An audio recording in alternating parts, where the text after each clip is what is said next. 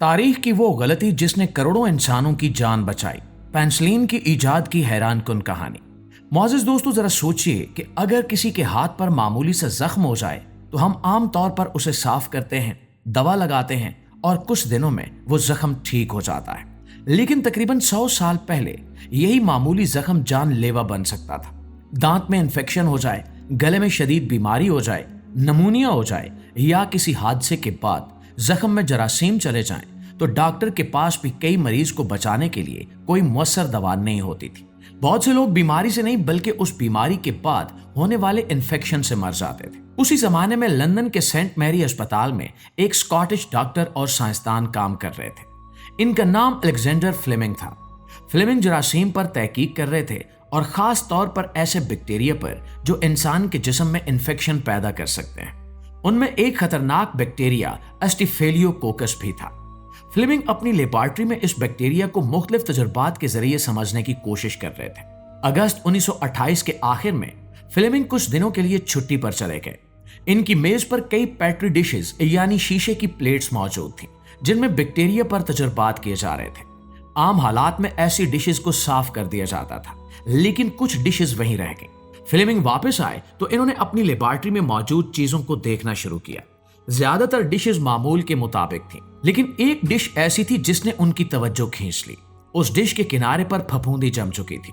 पहली नजर में ये एक आम और बेकार चीज लगती थी। शायद कोई दूसरा साइंसदान इसे देखकर डिश फेंक देता, लेकिन फ्लेमिंग ने ऐसा नहीं किया। उन्होंने गौर से देखा कि फफूंदी के इर्द गिर्द मौजूद बैक्टीरिया गायब हो चुके थे। जहां फफूंदी थी उसके करीब एक साफ जगह बन चुकी थी, जैसे किसी ने वहां मौजूद जरासीम को खत्म कर दिया हो।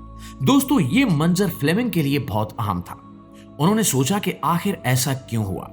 क्या इस फफूंदी में कोई ऐसी चीज है जो बैक्टीरिया को खत्म कर रही है? उन्होंने उस पर मजीद तजर्बात शुरू किए।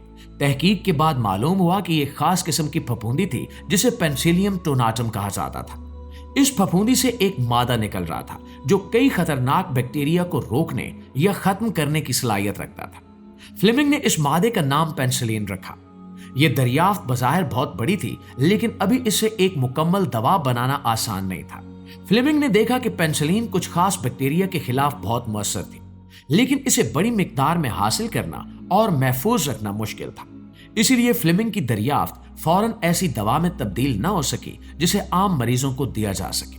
1929 में फ्लेमिंग ने अपनी तहकीक शाया की। उन्होंने दुनिया को बताया कि एक खास फफूंदी से निकलने वाला मादा बैक्टीरिया को खत्म कर सकता है, लेकिन इस पर साइंसी दुनिया ने उस पर वो तवज्जो नहीं दी जिसकी इसे जरूरत थी। नाज़रीन, पेनिसिलिन की कहानी कुछ अरसे के लिए तकरीबन रुक गई। ऐसा लग रहा था जैसे दुनिया के सामने एक बहुत बड़ी चीज मौजूद है, लेकिन कोई उसे इस्तेमाल करने का तरीका नहीं जानता। तकरीबन 10 साल बाद हालात बदल गए। 1930 की दहाई के आखिर में ऑक्सफोर्ड यूनिवर्सिटी के साइंसदान हार्वर्ड फ्लोरी और अर्नेस्ट चेन ने फ्लेमिंग की पुरानी तहकीक दोबारा देखी। उन्होंने सोचा कि अगर पेनिसिलिन वाकई बैक्टीरिया को खत्म कर सकती है तो इसे हकीकी दवा क्यों न बनाया जाए। फ्लोरी, चेन और इनकी टीम ने इस काम के लिए दिन रात मेहनत शुरू कर दी। सबसे बड़ा मसला यह था कि पेनिसिलिन को फफूंदी से अलग करके इतनी मिकदार में हासिल किया जाए कि इसे किसी मरीज के इलाज के लिए इस्तेमाल किया जा सके, और यह काम आसान नहीं था। बार बार तजुर्बात किए गए, तरीके बदले गए और कई बार नाकामी भी हुई, लेकिन टीम ने अपनी कोशिश जारी रखी। दोस्तों, आखिरकार सन 1940 में जानवरों पर एक आम तजुर्बा किया गया। चूहों को एक ऐसे बैक्टीरिया से मुतासिर किया गया जो उनके लिए जानलेवा साबित हो सकता था। कुछ चूहों को पेनिसिलिन दी गई और कुछ को नहीं दी गई। नतीजा हैरानकुन था। जिन चूहों को पेनिसिलिन दी गई वो बच गए, जबकि दूसरे मर गए। अब साइंसदानों के पास ये साबित करने के लिए सबूत मौजूद था कि पेनिसिलिन वाकई खतरनाक इन्फेक्शन के खिलाफ काम कर सकती है, और अगला कदम इसको इंसान पर आजमाना था। नाज़रीन, 1941 में एक पुलिस एहलकार अल्बर्ट अलेक्जेंडर शदीद इन्फेक्शन का शिकार हो गया। उसके चेहरे और जिस्म पर इन्फेक्शन बहुत तेजी से फैल रहा था। डॉक्टरों ने उसकी हालत बेहतर करने के लिए कई तरीके आजमाए, लेकिन बीमारी काबू में नहीं आ रही थी। आखिरकार उसे पेनिसिलिन दी गई और नतीजा हैरानकुन था। पेनिसिलिन के इस्तेमाल के बाद मरीज की हालत तेजी से बेहतर होने लगी। ऐसा लग रहा था कि आखिरकार ऐसी दवा मिल गई है जो इस खतरनाक इन्फेक्शन को रोक सकती है, लेकिन एक बड़ा मसला अभी भी बाकी था। उस वक्त पेनिसिलिन बहुत कम मिकदार में दस्तयाब थी, मरीज को मजीद दवा की जरूरत थी, लेकिन साइंसदानों के पास काफी पेनिसिलिन नहीं थी। शुरू में इस्तेमाल की गई दवा को मरीज के जिस्म से दोबारा निकाल कर भी इस्तेमाल किया गया ताकि ज्यादा से ज्यादा फायदा हासिल किया जा सके, लेकिन फिर भी दवा खत्म हो गई और कुछ वक्त बाद मरीज की हालत दोबारा खराब होने लगी और अफसोस कि उसे बचाया न जा सका। दोस्तों, ये वाकया साइंसदानों के लिए एक सख्त सबक साबित हुआ। अब इन्हें मालूम था कि पेनिसिलिन काम करती है, लेकिन अगर इसे बड़ी मिकदार में न बनाया गया तो इस दरियाफ्त का फायदा बहुत महदूद रहेगा। इसी दौरान दूसरी जंग अजीम शुरू हो चुकी थी। मैदान जंग में हजारों फौजी जख्मी हो रहे थे। गोली लगने या बम के टुकड़े से होने वाले जख्म खुद हमेशा मौत का सबब नहीं बनते थे। असल खतरा अक्सर जख्म में होने वाला इन्फेक्शन था।